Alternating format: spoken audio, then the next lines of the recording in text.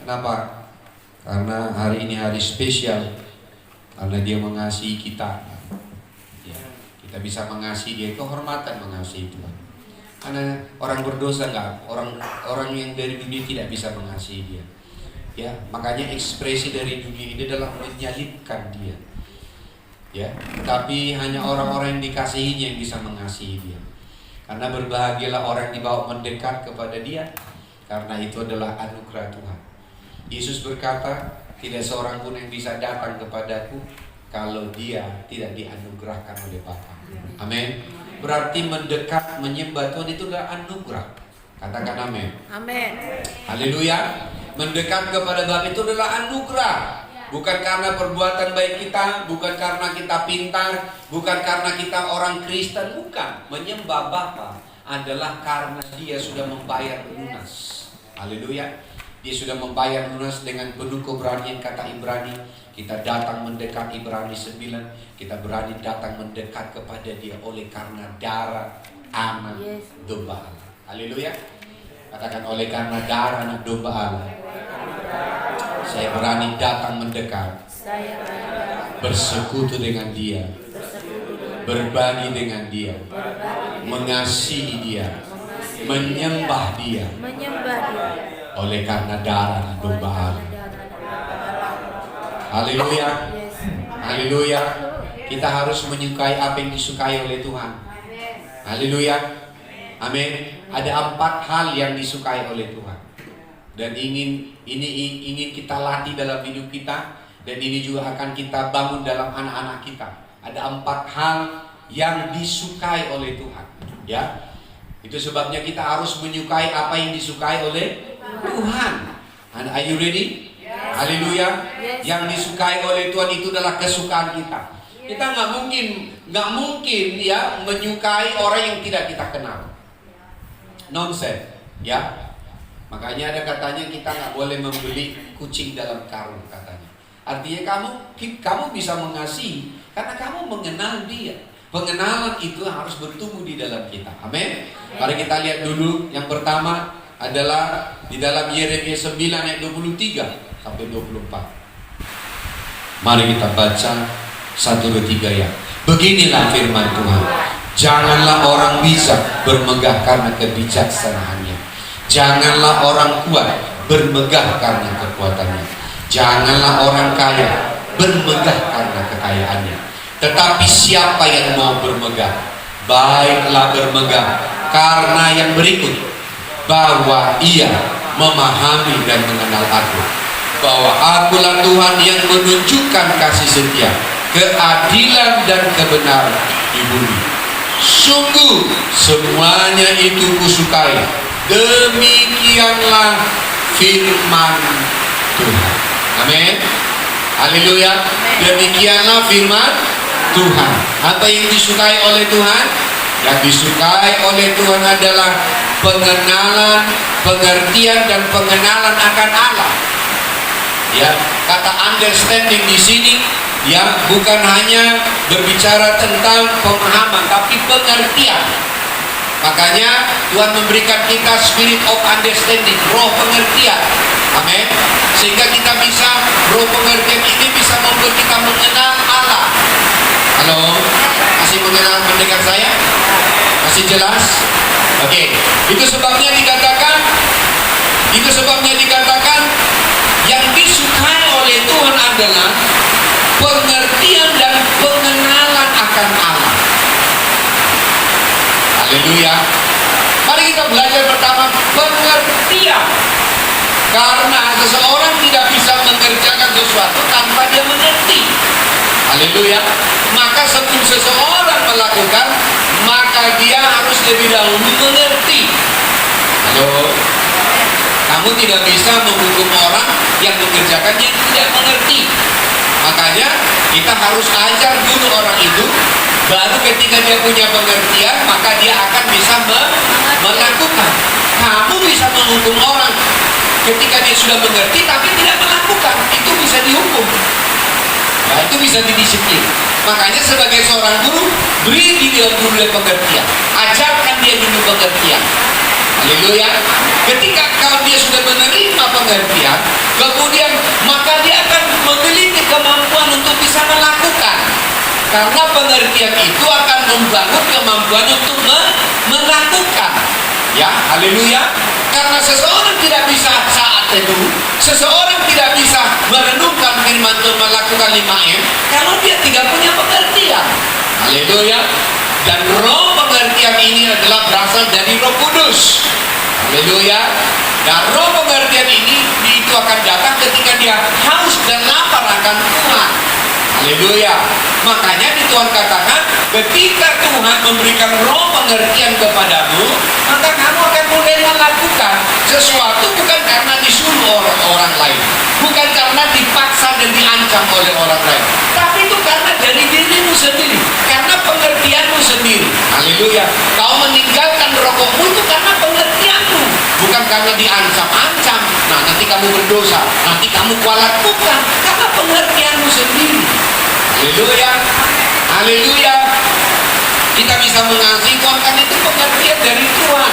Saya bisa bangun pagi menyembah Dia karena pengertian. Jadi jangan paksa seseorang sebelum dia menerima pengertian. Haleluya. Haleluya. Tapi ketika dia sudah menerima pengertian tapi tidak melakukannya, maka hukuman akan datang kepada dia. Amen. Hanya anak-anak bisa didisiplin setelah kita kasih dia dulu pengertian. Ketika dia sudah mengerti, lalu tidak dia lakukan, namanya memberontak. Haleluya. Amin. Haleluya. Jadi kalau dia belum memiliki pengertian, berdoalah supaya Roh Kudus memberi dia roh pengertian. Amin. Haleluya. Mau orang besar, mau orang kecil juga demikian. Ya, tetap dia lakukan karena dia tidak punya roh pengertian. Katakan roh pengertian. Roh pengertian saya terima dari Roh Kudus karena haus dan laparku akan Tuhan dan firman-Nya. Ketika roh pengertian itu datang, maka dia memberikan inisiatif, kemampuan untuk melakukan dari diriku sendiri. Ada kekuatan untuk melakukannya karena roh pengertian. Haleluya. Haleluya. Jadi karena roh pengertian, kamu pun bisa lakukan dia karena roh pengertian. Gak perlu dipaksa-paksa. Saya lakukan dia bukan karena orang lain, karena saya menyadari betapa susahnya orang yang bucin, ya. Apalagi kalau urusan kamar mandi dan mengikat sepatu. Saya bilang saya sadar, saya mulai melakukan bukan karena orang lain, karena saya diri sendiri. Itu karena pengertian. Kamu membayar perpuluhan itu bukan karena diancam, nanti belalang pelahap datang, nanti kamu miskin, bukan, karena pengertian. Makanya Amsal bilang, kalau dia tidak punya pengertian, mintalah pengertian dari Tuhan. Haleluya. Haleluya. Jadi kalau kau dinasihati, belum juga bisa melakukan, minta pengertian. Hendaklah seseorang meminta pengertian dari Tuhan. Karena itu bicara spirit. Haleluya. Lawan dari pengertian adalah kebodohan. Halo. Ya, makanya Tuhan menyukai pengertian karena ditumbuhkan dari hati. Jadi bukan karena dipaksa-paksa. Ya, anak-anak juga bisa nyuci piring, bukan karena nanti ya kalau kamu nyuci piring dikasih coklat 2, bukan, dikasih es krim, bukan, karena pengertian. Maka tumbuhkanlah seseorang karena pengertiannya. Kalau dia belum mengerti, berdoalah supaya Roh Kudus memberi dia pengertian. Haleluya. Haleluya. Yusuf bisa mentaati bapaknya selama 40 tahun di rumah ayahnya. Itu bukan karena dipaksa-paksa, karena pengertian. Makanya ketika Ishak juga menyuruh dia dan Ribka, pergilah ke Urkasdim, itu juga karena pengertian. Haleluya. Bahkan ketika 14 tahun dia ditipu oleh pamannya Laban, pengertian yang membuat dia menerima kekuatan. Haleluya. Haleluya. Jadi jangan lari dari pengertian. Makanya orang yang tidak punya pengertian, makanya kita bilang, ajarlah anakmu dengan tongkat di atas pinggan. Haleluya. Ya. Ajar dengan tongkat, dengan apel di atas pinggan maksudnya. Artinya ajar, tapi harus kasih pengertian. Amin. Jadi roh pengertian ini adalah spiritual, spirit dari Tuhan.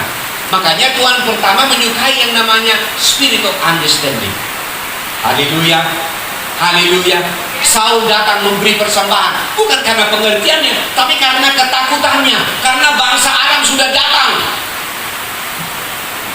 Samuel bilang, saya akan datang memberi persembahan, tapi karena takutnya dia memberi persembahan. Apakah Tuhan menyukainya? Tuhan membencinya karena dia dilakukan bukan karena pengertian. Makanya Tuhan membunuh dia, ya, mengoyakkan dari dia kerajaannya. Daud membawa tabut perjanjian itu dari Filistin itu karena pengertian. Makanya dia melompat-lompat, menari-nari seperti orang gila katanya. Setiap sekian kilometer dia sembelih domba sampai banyak domba karena pengertian. Walaupun imam tidak pernah melakukannya, tapi karena pengertiannya Tuhan menghargai. Lalu tabut dibawa kepada Israel. Semua karena pengertian. Amin. Maka paling gampang bekerja sama dengan orang yang punya pengertian. Kalau kau tidak punya roh pengertian, maka kamu akan punya roh pemberontakan. Haleluya, haleluya, haleluya. Saya berdoa supaya kau mengerti apa yang disukai oleh Tuhan. Tuhan menyukai pengertian. Amin. Kamu melepaskan diri dari TikTok, dari YouTube, apalagi dari game, itu karena pengertian. Kalau kau nggak punya pengertian, berdoa, mintalah hikmat, kata kami sama, mintalah pengertian. Kalau seseorang tidak punya pengertian, mengerti sekarang bagaimana cara menerima pengertian? Minta. Katakan kanan kirinya, menerima pengertian adalah meminta pengertian dari Roh Kudus. Haleluya, haleluya. Kalau enggak jebol-jebol kau lakukan, roh minta, Roh Kudus beri aku pengertian supaya ku lakukan ini karena pengertian. Haleluya, haleluya. Yang disukai oleh Tuhan pengertian dan pengenalan. Nah ini juga lain. Haleluya. Tadi pertama pengertian, yang kedua adalah pengenalan. Haleluya, haleluya, amin. Ya, dikatakan pengenalan itu berbicara tidak hanya sekedar pengetahuan, tapi pengenalan itu berbicara tentang pengalaman. Karena seseorang yang punya pengenalan pasti akan dibawa Tuhan kepada pengalaman. Kalau kamu berkata kamu mengenal Tuhan, tentu kamu punya pengalaman dengan Tuhan. Haleluya. Kalau saya bilang saya mengenal Mam, tentu saya punya pengalaman tentang Mam yang membuat saya semakin mengenal dia. Amin. Bukan hanya yang baik, tetapi juga yang menurut saya tidak pasti. Saya harus mengenal dia. Itu namanya sehingga saya punya pengalaman. Makanya saya punya pengalaman berantem, pengalaman senyum-senyum, pengalaman tertawa bersama, itu pengalaman. Makanya pengenalan itu akan membawa kita kepada pengalaman. Apakah kau punya pengalaman? Karena pengenalan akan Tuhan. Oh dulu, no. Karena itu tidak berbicara dulu. Pengenalan itu akan selalu membawa kita kepada hal-hal yang baru, selalu baru tiap hari. Kenapa kita selalu bersekutu dengan Dia? Karena Allah itu adalah selalu baru tiap hari. Mengerti? Haleluya, haleluya. Jadi Tuhan menyukai pengertian dan pengenalan. Paulus berkata, yang ku kehendaki ialah mengenal Dia dan kuasa kebangkitannya, supaya aku bersekutu di dalam kematiannya. Dengan demikian aku juga bersekutu di dalam kebangkitan Yesus. Berarti Paulus berkata, aku ingin mengenal bagaimana caranya Yesus mati, caranya Yesus dikuburkan, caranya Yesus dibangkitkan, supaya sama dengan pengenalan itu Tuhan bawa saya juga pada pengalaman kematian, kebangkitan dengan Yesus Kristus.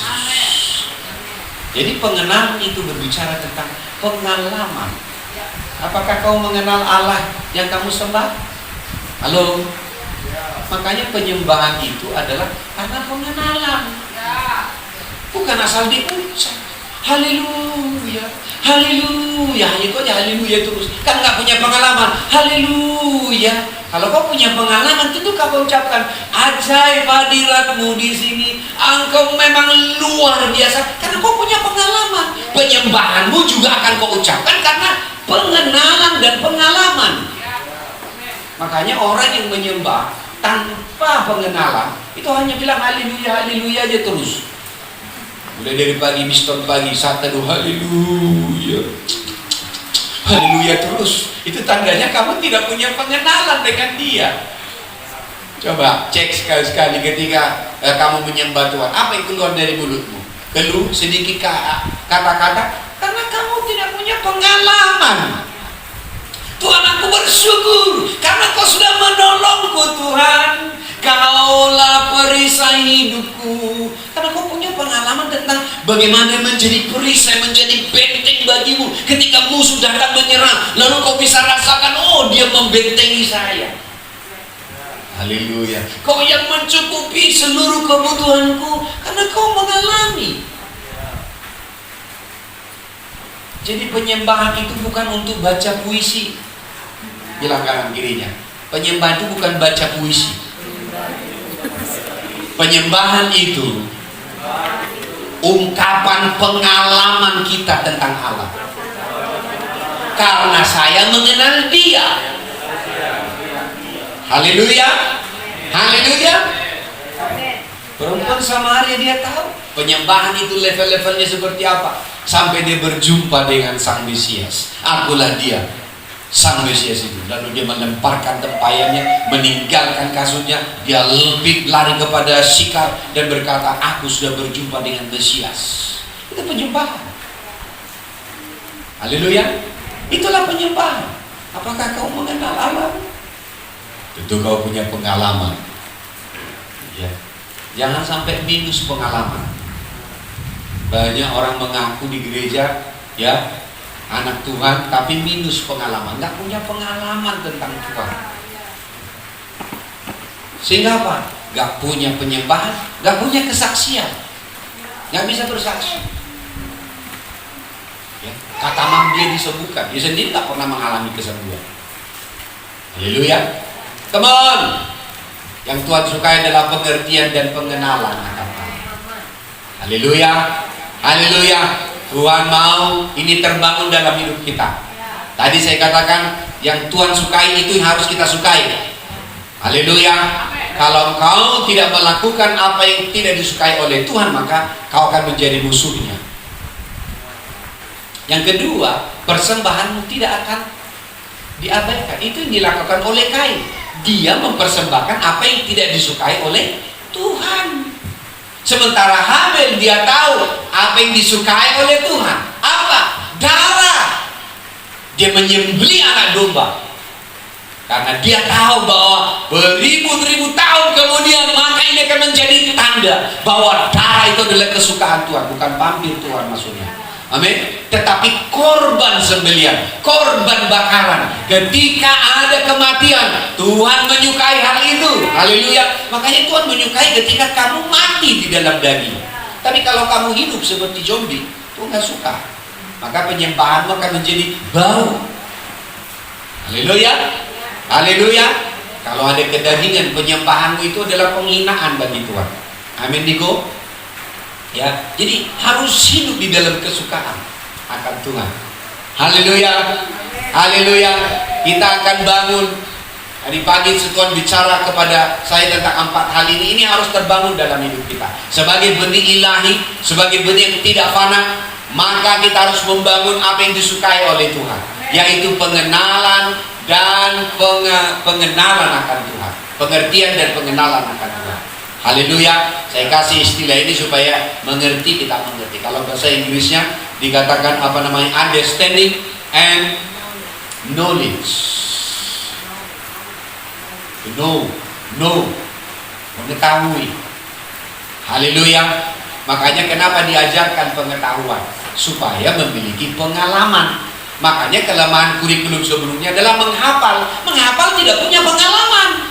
Hanya ada di luar, di dalam kepala semua. Sudah ada dalam kepala katanya. Makanya kurikulum yang baru mengajarkan pengetahuan itu harus dialami. Itu namanya pembelajaran sepanjang hayat. Haleluya. Haleluya. Ya, tidak ada gunanya kita punya pengetahuan kalau tidak bisa kita lakukan. Amin. Tidak ada gunanya kamu punya pengenalan akan Tuhan kalau kamu nggak bisa praktek. Kamu nggak punya pengalaman dengan itu. Itu sebabnya Tuhan menolong kita. Katakan, Tuhan menolong kita. Lewat kesulitan, lewat masalah, Tuhan membantu saya untuk membawa saya untuk mengenal Tuhan. Lewat kesulitan, lewat masalah yang datang itu, yang diizinkan oleh Tuhan, akhirnya saya punya pengalaman dengan Tuhan. Pengalaman bagaimana menang bersama dengan Dia. Pengalaman mengalahkan dosa. Haleluya. Pengalaman mengalahkan kekhawatiran. Haleluya. Haleluya. Ini Tuhan memberikan kita understanding dan juga yang namanya knowledge, pengetahuan. Haleluya. Haleluya. Dua hal ini harus bertumbuh. Nah, ini indikator anak-anak kita. Bukan karena besar badannya naik kelasnya, bukan. Dia punya pengertian. Makanya ketika anakmu belum punya pengertian, berdoalah, menangislah, bahkan puasa. Karena itu pekerjaan Tuhan. Amin. Kalau suamimu belum punya pengertian, jangan berantem marahin, bukan. Berdoa supaya dia punya pengertian. Kalau dia sudah punya pengertian, dia sendiri akan melakukan itu. Karena pengertiannya akan Tuhan. Katakan kanan kirinya, mudah kan? Katakan, mudah kan? Mudah. Konflikmu terjadi karena kamu tidak mengerti. Ada bagian Tuhan, ada bagian orang lain. Tapi ketika kamu meminta roh pengertian turun kepada orang itu, maka kamu akan bersuka cita, karena itu pekerjaan Roh Kudus. Haleluya. Haleluya. Haleluya. Makanya saya berdoa supaya roh pengertian turun kepada anak-anak saya. Ya, bukan karena mereka anak pendeta, tapi karena pengertian mereka. Mereka adalah anak-anak kerajaan. Amin. Haleluya. Itu yang pertama, ya. Understanding. Katakan, understanding and knowledge of God. Ya, jadi harus punya roh pengertian dan pengenalan akan Allah. Itu yang disukai oleh Tuhan. Haleluya. Haleluya. Itu sebabnya melalui masalah Tuhan hajar kita. Akhirnya kita punya pengertian. Oh Tuhan, terima kasih Tuhan, aku mengerti sekarang. Nah, Tuhan menyukai itu.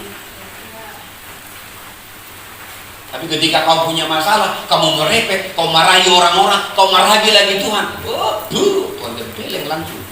Yang Tuhan inginkan bukanlah kau marah-marahi Tuhan, tapi yang Tuhan inginkan adalah lewat keadaan itu kau punya pengertian.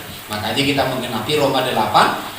Apa yang dikatakan di dalam Roma 8? Segala sesuatu mendatangkan kebaikan bagi mereka yang mengasihi Dia.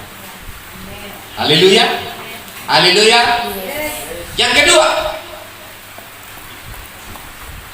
amen. Apa yang disukai oleh Tuhan? Yang disukai oleh Tuhan adalah hadirat Tuhan. Orang yang tinggal dalam hadirat Tuhan. Haleluya. Mari kita baca 1 Samuel 1 ayat 22. 1 Samuel 1 ayat 22 sampai 24. Kita baca 1, 2, 3 ya. Tetapi Hana tidak ikut pergi, sebab katanya kepada suaminya, nanti apabila anak itu cerai susu, aku akan mengantarkan dia, maka ia akan menghadap hadirat Tuhan dan tinggal di sana seumur hidupnya. Kemudian Elkana suaminya berkata kepadanya, berbuatlah apa yang kau pandang baik, tinggallah sampai kau menyapi dia. Hanya Tuhan kiranya menepati janjinya. Jadi tinggallah perempuan itu dan menyusui anaknya sampai disapinya. Setelah perempuan itu menyapi anaknya, dibawanyalah dia dengan seekor lembu jantan yang berumur 3 tahun, lalu 1 eva dan sebuyung anggur, lalu diantarkannya ke dalam rumah Tuhan di Silo. Waktu itu masih kecil betul kanak-kanak itu. Itu bicara tentang siapa? Samuel.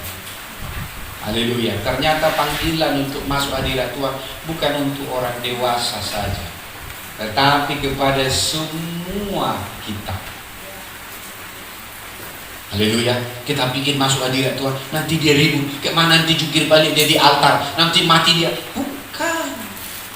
Karena coba kita bayangkan, ya kan? Hadirat Tuhan itu berbicara bukanlah sesuatu yang kaku, tapi berbicara tentang bagaimana seseorang bisa tinggal dalam hadirat Tuhan. Masih ingat ketika Daud mengangkat tabut perjanjian dari Ur-Kasdim, dari Palestina? Siapa? Si Uza. Dibawanya dengan kereta lembu. Sejarahnya tidak pernah dibuat tabut perjanjian itu dibawa dengan kereta lembu, tetapi dibawa dengan 4 orang imam. Karena itu semua ada usungannya, ada 4. Tahu kenapa? Karena tidak ada orang imam yang berani masuk ke Filistin. Karena di Filistin setelah berapa lama bahwa tabut perjanjian mendatangkan borok, bahkan mendatangkan penyakit di sana. Lalu orang Filistin membawa tabut perjanjian ini, mengantarkannya ke kereta lembu, lalu dibawa ke Israel. Diizinkan jalan sendiri. Tapi Daud ketika mengetahui itu, dia bawa, kemudian apa? Disertailah dengan beberapa kelompok imam. Tapi bukan diangkat. Ketika lembu ini berjalan lalu mau tergelincir, mau dipegang tabut perjanjian ini. Makanya tidak boleh dipegang tabut perjanjian. Yang dipegang adalah usungannya, ada di situ tandunya. Haleluya. Tapi kamu tahu, Samuel tinggal dan memeluk tabut perjanjian dan tidak mati. Kenapa? Saya mengerti ternyata itu berbicara bukan soal tentang tata cara ibadah, tapi itu berbicara tentang kelahiran baru. Kelahiran barulah yang membuat kita mengerti untuk datang kepada hadirat Tuhan itu bukanlah sesuatu yang menyakitkan, tapi itulah habitat yang harus kita bangun.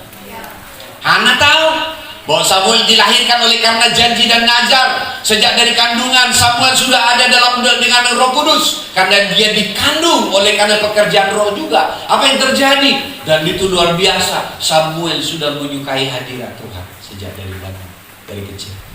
Lalu dihantarlah waktu umur 2 tahun, pisah sapi, bisa susu, atau baru siap disapi.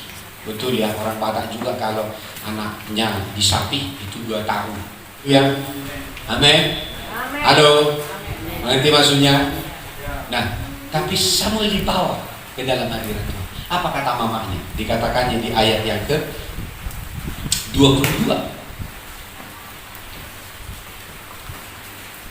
Ya, tetapi Hana tidak ikut pergi sebab katanya kepada suaminya, nanti apabila anak itu cara susu, aku akan mengantarkan dia dan ia akan menghadap hadirat Tuhan, ya, dan tinggal di sana seumur hidup. Itu panggilan. Ya, jadi hadirat Tuhan itu bukan tata cara ibadah. Hadirat Tuhan itu berbicara tentang bagaimana kita memiliki hubungan dekat. Saya lihat ada di kamus, ya, ada di kamus Indonesia. Lalu dikatakan di situ hadirat Tuhan itu adalah intim dengan Tuhan dalam keseharian. Jadi hadirat Tuhan itu tidak berbicara tentang ibadah, tetapi setiap hari kita tinggal dalam hubungan intim, hubungan dekat dengan Tuhan. Itu namanya hadirat Tuhan. Jadi hadirat Tuhan itu tidak berbicara menentukan satu tempat, tapi berbicara tentang setiap hari hatinya terhubung, terikat dengan Tuhan, sehingga memiliki kedekatan dengan Tuhan.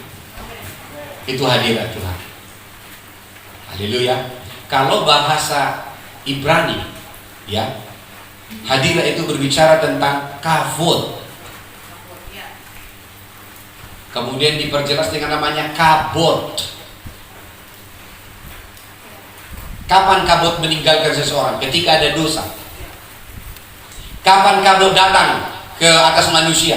Ketika Musa dan Raja Salomo selesai membangun bait suci, maka kabot datang, hadirat Tuhan datang. Haleluya. Hadirat itu berbicara perkenanan Tuhan datang kepada seseorang. Haleluya. Haleluya. Kabut tidak pernah datang kepada orang yang berdosa. Kabut tidak pernah datang kepada orang yang hatinya tidak beres. Tapi kabut datang kepada seseorang karena dari kelahiran baru dia membangun hidupnya selaras dengan firman. Haleluya. Haleluya. Di kabut itu akan turun ketika kita menjadi rumah Tuhan. Rumah yang layak. Jadi bukan hanya rumah-rumahan. Halo. Amin. Ya, banyak orang datang ke gereja, semua harus diam. Tapi kabut tidak ada di situ. Kabut itu berbicara apa? Hati kita sebagai tempat tinggalnya Tuhan itu menghormati kehadiran Tuhan di dalam roh kita. Itulah kabut, itulah hadirat Tuhan. Haleluya. Ketika engkau sudah menjadi rumah yang layak bagi Tuhan, rumah yang disukai oleh Tuhan, rumah menjadi tempat kediaman Tuhan, maka hadirat Tuhan itu akan dinyatakan dalam hidupmu. Haleluya. Hadirat Tuhan itu juga berbicara tentang Allah berbicara di dalam hadiratnya. Ingat, sejak 2 tahun Samuel sudah ada di dalam hadirat Tuhan.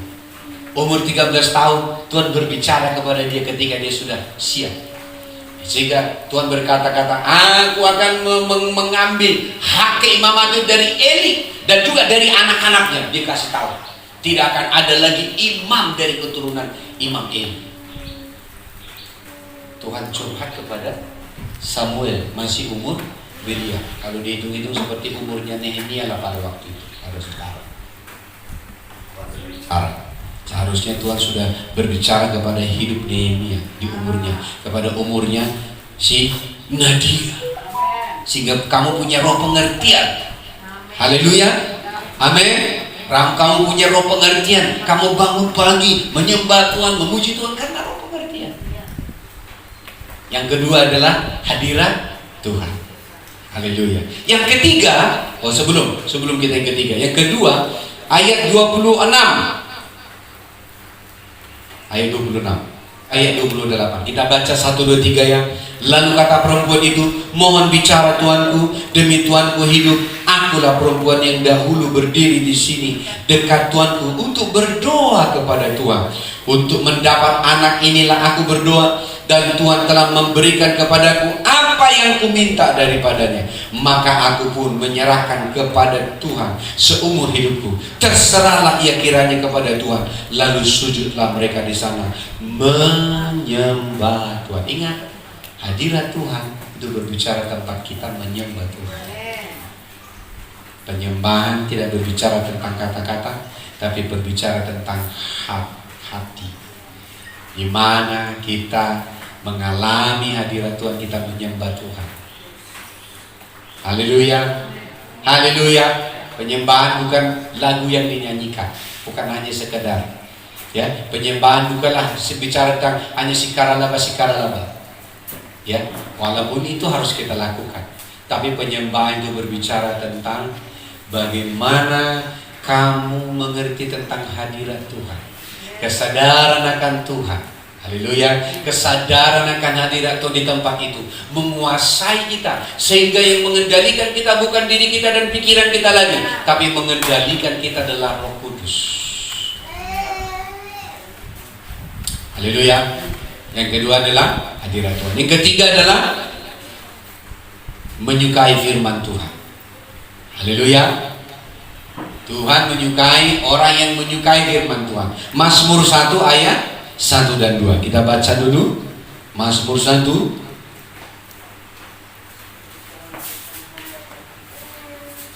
ayat 1 sampai 3. Haleluya. Mazmur 1 ayat 1 sampai 3. Konsentrasi ya. Haleluya. Kita baca 1, 2, 3 ya. Berbahagialah orang yang tidak berjalan menurut nasihat orang fasik, yang tidak berdiri di jalan orang berdosa, dan yang tidak duduk dalam kumpulan pencemooh, tetapi yang kesukaannya ialah Taurat Tuhan, dan yang merenungkan Taurat itu siang dan malam. Ia seperti pohon yang ditanam di tepi aliran air, yang menghasilkan buahnya pada musimnya, dan yang tidak layu daunnya. apa saja yang diperbuatnya berhasil. Haleluya. Apa yang disukai Tuhan yang ketiga? Orang yang menyukai firman Tuhan. Orang yang diapain orang ini firman Tuhan? Pertama adalah orang yang katanya merenungkannya siang dan malam. Yosua 1 ayat 8. Amin. Haleluya. Berarti melakukan 5M. 5M apa? Membaca, menghafal, merenungkan, mendeklarasikan, melakukan. Haleluya. Amin. Itu yang harus kita bangun dalam hidup kita. Ya. Makanya dikatakan menyukai firman Tuhan. Kesukaannya adalah firman. Ya. Tahu bicara tentang kesukaan? Kesukaan itu berbicara dia pasti akan melakukan itu walaupun ada pilihan yang lain. Itu namanya menyukai. Menyukai baca Alkitab gimana? Walaupun ada HP, paket lengkap, tapi dia memilih Alkitab untuk dibaca.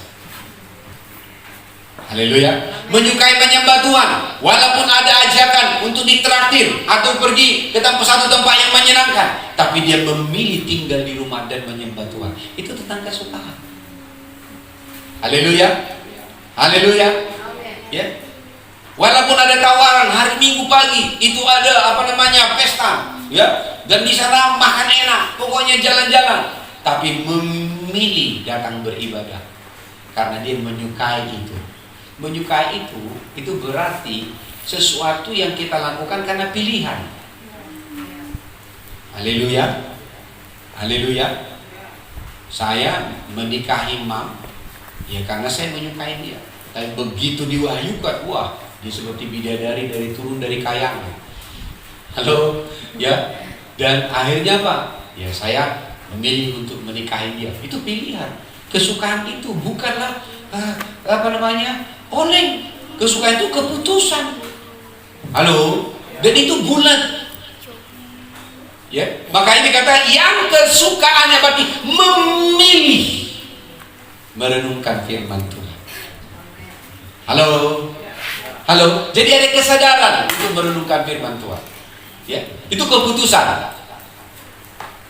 Amin. Menyukai dan tidak menyukai itu keputusan. Kalau kau memuji seseorang, keputusanmu. Kalau kau menyukai seseorang walaupun punya kelemahan, itu juga keputusanmu. Haleluya. Kalau kau ada di dalam rumah rohani, berarti kau menyukai rumah rohani. Ya, terlepas dengan kekurangan dan sana sini di dalam saudaramu. Itu kesukaan. Yang kesukaannya ialah Taurat Tuhan. Haleluya. Amin. Kesukaannya melakukan firman Tuhan. Kesukaannya adalah merenungkan firman Tuhan. Kesukaannya adalah menghafal firman Tuhan. Itu berbicara tentang keputusan. Ya. Nah, ini harus kita bangun. Ya, mungkin saya harapkan itu dari Tuhan kalau dari dalam diri saya tidak terbangun. Itu sebabnya saya bertanggung jawab kepada Tuhan dulu untuk membangun kesukaan akan firman Tuhan. Haleluya. Karena ketika saya membangun kesukaan akan firman Tuhan, maka orang di sekitar saya juga akan bisa merasakan hal yang sama. Haleluya. Haleluya. Karena kesukaan itu adalah bisa diinfluence. Amin. Bisa dipengaruhi dan mempengaruhi orang lain. Haleluya. Amin. Amin. Itu menyukai firman Tuhan. Yang keempat adalah menyukai rumah Tuhan. Nah, kenapa saya bicara tentang empat ini? Karena ini mulai terdegradasi, tapi ini akan menjadi fokus. Menyukai pengertian dan pengenalan akan Allah, menyukai hadirat Tuhan, menyukai firman Tuhan. Haleluya. Dan yang terakhir adalah menyukai rumah Tuhan. Mari kita baca dulu Mazmur 23 ayat 6, sorry ya. Mazmur 23 ayat 6.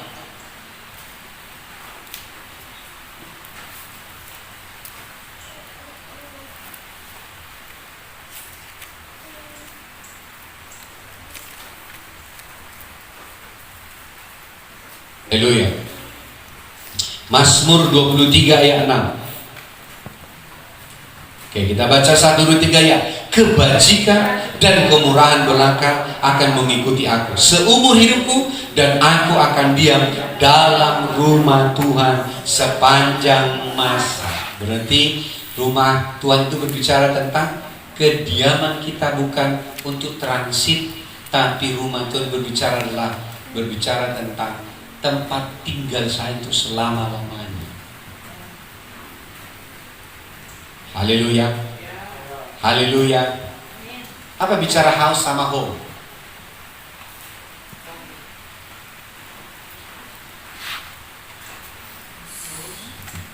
Ada yang tahu tentang bedanya house sama home?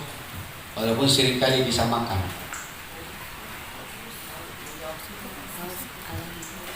House itu bicara apa?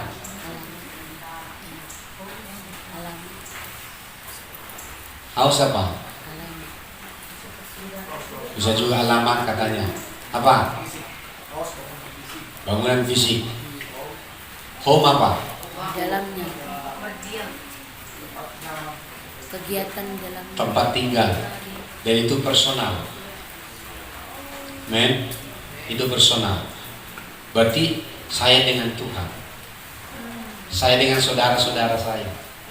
Itu my home. Jadi itu bicara tentang hubungan orang-orang terdekat. Jadi kalau bicara tentang rumah Tuhan, berarti saya dan Tuhan. Amin. Jadi Tuhan bilang, rumah seperti apa yang akan kau bangun bagiku? Tempat kediaman apa henti seperti apa yang kau bangun bagiku, kata Tuhan. Yang Tuhan mau bangun adalah, yang Tuhan mau kita bangun adalah kita mencintai rumah Tuhan. Apa itu? Saya adalah rumah Tuhan, tempat kediaman Tuhan. Haleluya. Mazmur 26 ayat 8. 1, 2, 3 ya.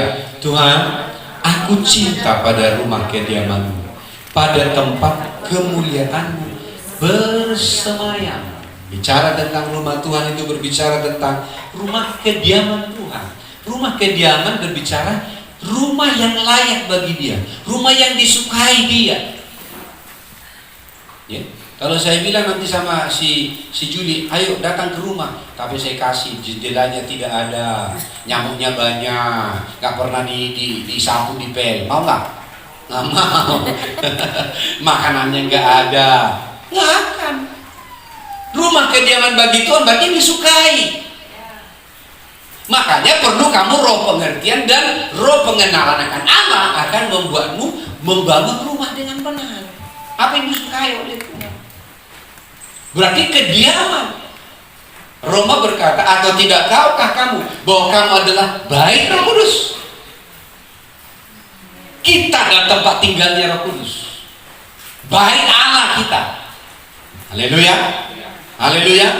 Berarti mencintai rumah Tuhan itu berbicara tentang kita menjadi pribadi yang siap, yang bisa, bahkan punya kriteria untuk bisa merumahi Tuhan. Ini tidak bicara tentang sebuah bangunan, tapi ini bicara tentang kamu mempersiapkan, menghormati, bagaimana kamu tahu menjadi kesukaan Tuhan, katanya. Dan tempat kemuliaanmu bersemayam, itu berbicara tentang harga diri Tuhan ada di situ. Silpi datang ke rumah saya, ya kan? Lalu dia ambilnya ember dari kamar mandi, dia pergi ke ruang tamu, dia mandi ruang tamu. Apa yang terjadi dengan itu? Dia pergi ke dapur, dia pergi ke kamar tidur saya, dia makan di situ. Kira-kira apa yang terjadi? Saya akan usir Silpi. Haleluya. Karena apa? Dia menginjak-injak kehormatan saya. Kehormatan saya berbicara apa? Keteraturan dan pola. Sebuah rumah itu akan dihormati karena sudah ada pola dan keteraturan, di sana ada hukum. Haleluya. Singapura dihormati. Kenapa? Karena dihormati di sana hukum. Makanya di sana kalau kedapatan kamu bawa narkoba, penggal mati. Makanya tak sembarangan bisa bawa narkoba ke sana, udah siap mati. Ya dihormati, ada hukum di sana. Coba nggak ada hukum di dalam satu rumah, suka-suka. Ya setidaknya pergilah ke pajak. Tahu pajak minggu, pergilah. Suka-suka di sana. Ya kan? Betul? Ada yang peduli dengan pajak? Nggak ada. Ada itu bukan home. Itu bukan home, bukan tempat tinggal. Itu hanya untuk orang beraktivitas saja. Haleluya. Kalau kamu adalah tempat kediaman Tuhan, ada hukum di situ. Itu kehormatan untuk Tuhan. Ada hukum yang bekerja sehingga kamu nggak mengotori tubuhmu, ya kan? Kamu tahu ini tempat tinggalnya Tuhan, ya. Sehingga apa? Sehingga kamu tidak pakai ada apa di situ? Asap dupa. Asap dupa apa namanya itu? Asap dupa kemenyan. Berasap di situ. Karena kamu tahu itu kehormatan. Amin. Halo. Kami nikmati. Karena itu kehormatan. Tapi begitu datang Juli ke rumah saya, ya kan, piring di sana, kain jemuran di situ, ya kan, kursi terbalik.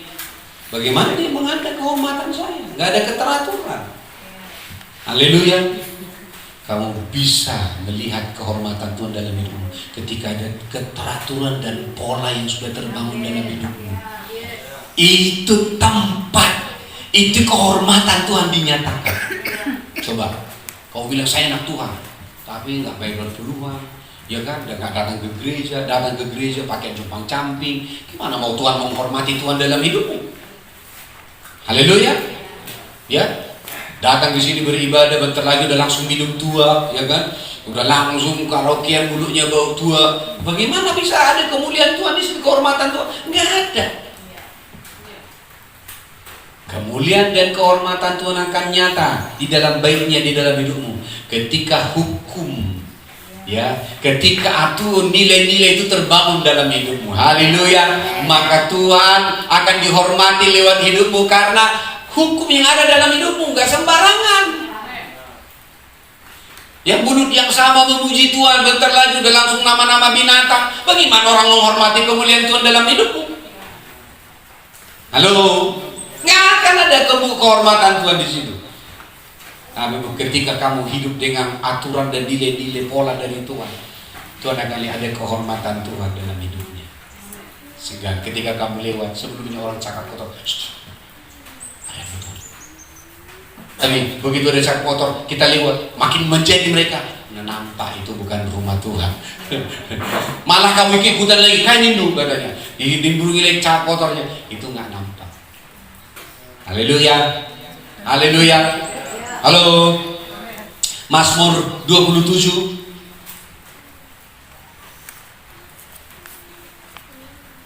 Mazmur 27.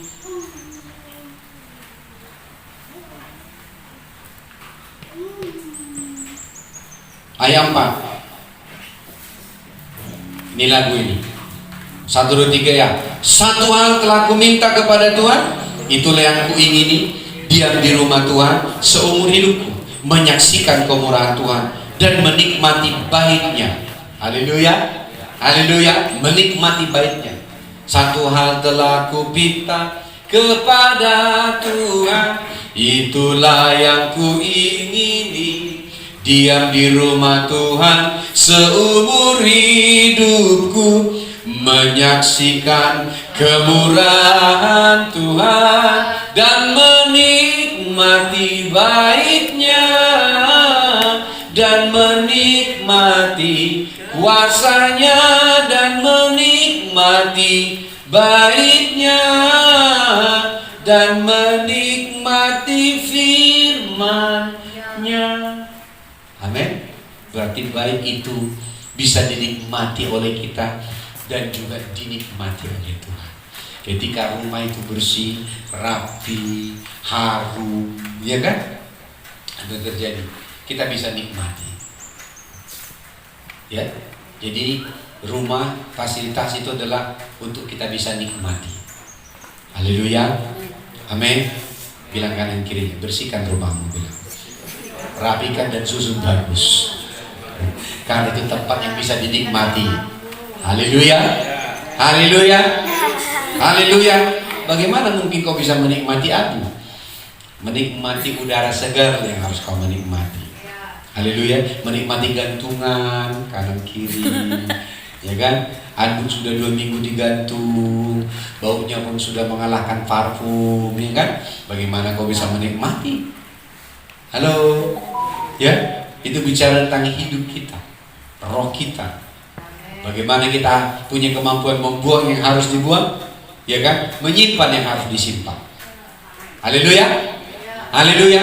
Itu sebabnya dalam 2 minggu ini Papa Joni berbicara kepada kita 2 hal tadi, yaitu kepada seorang ahli Taurat meminta, aku ingin mengikuti engkau. Yesus bilang, kamu tidak bisa mengikuti saya kalau kamu masih punya kepalamu sendiri. Serigala punya liang, burung di udara punya sarang, anak manusia tidak punya tempat untuk meletakkan kepalanya. Artinya berbicara apa? Selama kamu mengikut Tuhan, lalu dirimu yang menjadi kepala, kamu tidak akan bisa mengikut Tuhan. Haleluya. Selama kamu mengikuti rumah ini, lalu agendamu yang selalu menjadi agenda utamamu, lalu kamu kemudian juga kamu bisa ikuti, selama itu menguntungkan, kamu tidak akan bisa mengikuti rumah ini. Ahli Taurat ini bisa melihat mujizat terjadi, dia ikuti. Tapi ketika berkata, ikutlah saya, kata Yesus, ya, saya mengikuti kau. Ya, kau memang mengikut saya, tapi kepengikutanmu bukan seperti yang saya mau. Apa itu?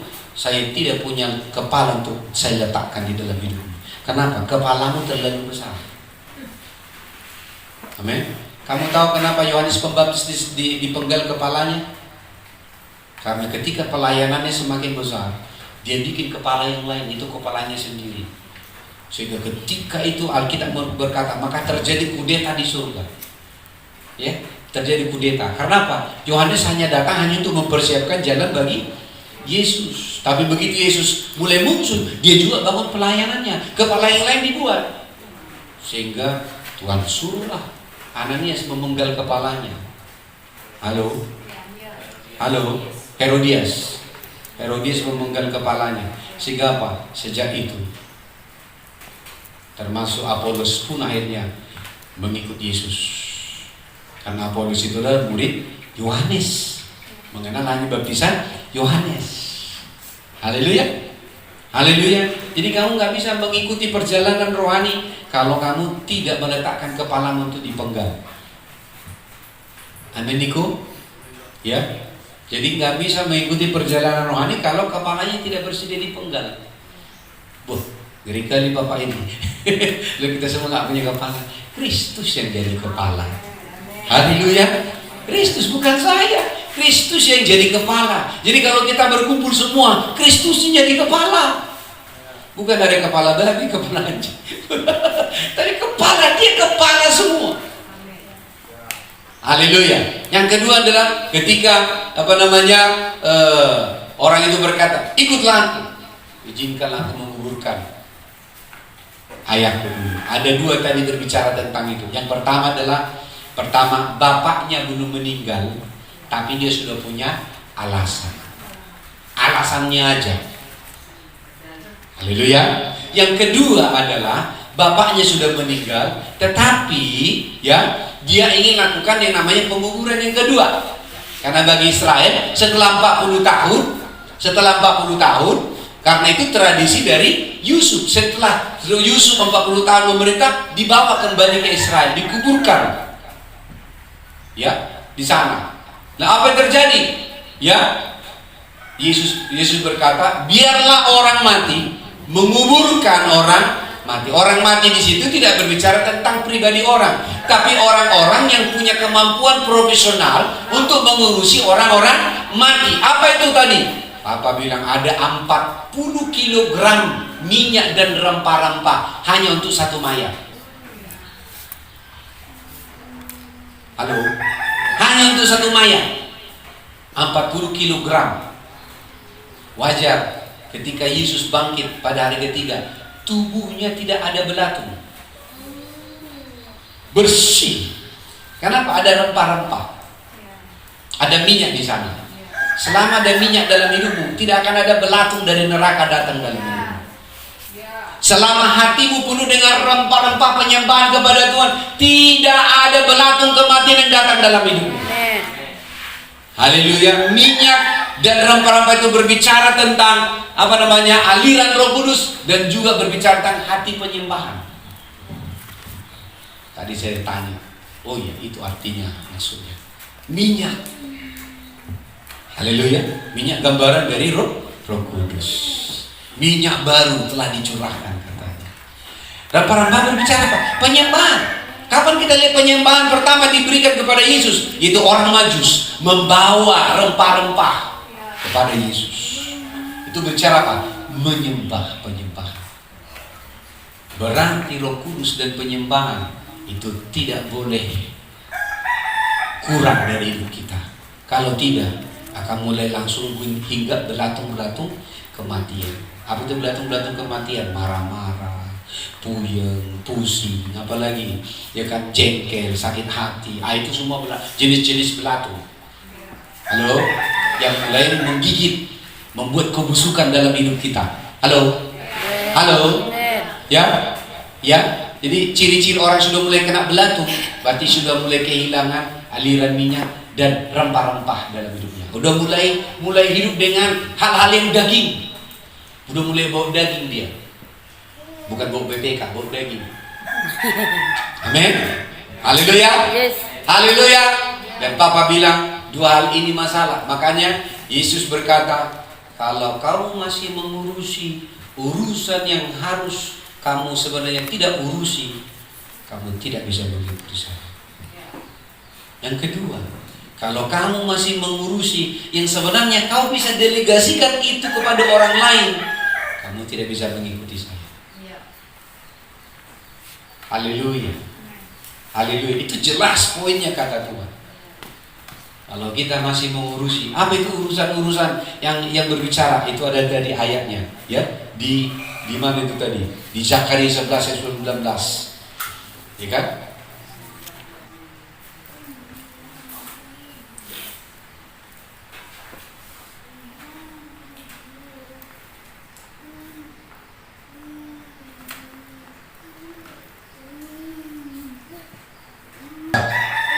Satu, dua, tiga.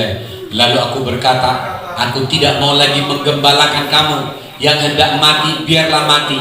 Yang hendak lenyap, biarlah lenyap. Dan yang masih tinggal, biarlah masing-masing memakan daging temannya. Nah, ini sebuah ungkapan kekesalan karena orang Israel memberontak kepada Tuhan. Sebenarnya bukan memberontak, karena mereka mengurusi urusan yang seharusnya tidak mereka urusi. Haleluya. Ada banyak hal yang kadang-kadang tiba-tiba ingin kita urusi ketika kita ingin datang beribadah kepada Tuhan. Ya. Rumah kita, keperluan perasaan kita marah-marah, ya kan? Bahkan kita bisa bermisi. Kenapa? Aku anak buruh. Ya, siapa bilang kau anak-anak ngurusi? Pertanyaannya lah, masih bisa nggak kau tinggal? Sebenarnya bisa. Tapi di sini tetap titik letaknya. Bagaimana kita mengutamakan Tuhan? Papa Joni tadi bilang, bukan kita tidak boleh mengurusi orang tua kita. Tapi kalau itu mengganggumu untuk tidak fokus kepada pekerjaan Tuhan, delegasikan kepada orang lain. Haleluya. Ini dalam. Ini masih terus saya renungkan. Bagaimana saya ingin memahami itu. Banyak urusan-urusan yang masih saya harus urusi ketika saya mau datang beribadah ke sini. Yang itu mencuri perhatian saya. Sehingga apa? Sehingga saya tidak bisa berjalan mengikuti dia. Tak ada standar yang bisa saya ikuti dalam standarnya. Sehingga apa? Saya berjalan dengan keinginan saya sendiri. Saya jadi kepala. Tapi Tuhan mau tidak. Dia ingin dia menjadi kepala. Menjadi kontrol dari semua perjalanan hidup kita. Supaya kita bisa menjadi anak-anak kerajaan. Haleluya. Nanti di pelajaran internalisasi kita akan bahas ini. Hal-hal apa yang masih menjadi urusan-urusan yang harusnya tidak kau urusi, tapi kamu masih urusi. Karena apa? Pertama, urusan kepemilikan. Itu milik saya, itu saya punya. Ini paling sulit. Oh, itu kan saya, itu kan rumah saya, itu kan sawah saya, itu kan saya semua. Sehingga apa? Lalu saya siapa? Itu kata di YouTube. Ya kan? Mengurus rumah saya, mencuci piring saya. Saya siapa? Karena tidak punya pengertian tentang apa yang harus kita bangun. Haleluya. Haleluya. Mari angkat tanganmu. Bapa, kami bersyukur hari ini karena Tuhan bawa kami kepada pengertian, kepada kesukaan apa yang Tuhan bangun. Bagaimana kami mengerti kesukaan Tuhan, itu menyukai roh pengertian dan roh pengenalan akan Allah. Kami Tuhan bangun di dalam kesukaan untuk menyukai hadirat Tuhan, menyukai yang namanya firman Allah, menyukai rumah Tuhan. Kami berdoa supaya ini menjadi standar di dalam standar rohani kami. Tidak boleh berkurang daripada itu, karena kami tahu, karena kami mengasihi Bapa, maka kami tidak akan mengasihi dunia ini. Kalau kami mengasihi dunia ini, maka kasih akan Bapa tidak ada di dalam kami.